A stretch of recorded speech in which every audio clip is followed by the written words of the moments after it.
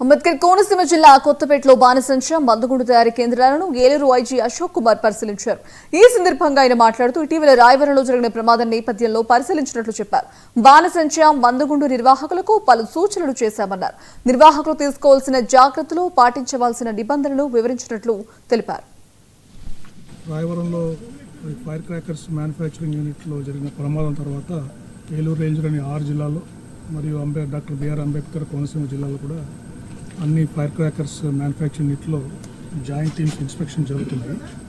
జిల్లా కలెక్టర్ గారు టీమ్స్ అన్ని కాన్స్టిట్యూట్ చేశారు. Fire department, police department, revenue department, labour department, electricity department, ఇంకా అవసరమైతే మిగతా డిపార్ట్మెంట్స్ కూడా తీసుకుని అన్ని ఇన్స్పెక్ట్ చేస్తున్నారు. ఎగ్జిస్టింగ్ యూనిట్స్లో ఫైర్ సేఫ్టీ ఎలా ఉంది, తర్వాత ఎమర్జెన్సీ రెస్పాన్స్ మెకానిజమ్స్ ఎలా ఉన్నాయి, ఎక్స్ప్లోజివ్స్, ఫైర్కు సంబంధించిన ఎక్స్ప్లోజివ్స్ ఎంత క్వాంటిటీ తెస్తున్నారు, వాటికి స్టోరేజ్ పాయింట్ సరిగ్గా ఉందా లేదా, ఇక్కడ పనిచేస్తున్న లేబర్కి అందరికీ ఇన్సూరెన్స్ ఉందా లేదా, వాళ్ళకి ట్రైనింగ్ ఏమి ఇచ్చారు, వాళ్ళ సేఫ్టీ గురించి ఏం ప్రికాషన్స్ తీసుకున్నారు, ఇవన్నీ పాయింట్స్ చట్ట ప్రకారం ఉన్నాయా లేదని వాళ్ళు చెక్ చేస్తున్నారు. దాని తర్వాత వీటి గురించి మళ్ళీ సరైన నిర్ణయం తీసుకోవడం జరుగుతుంది.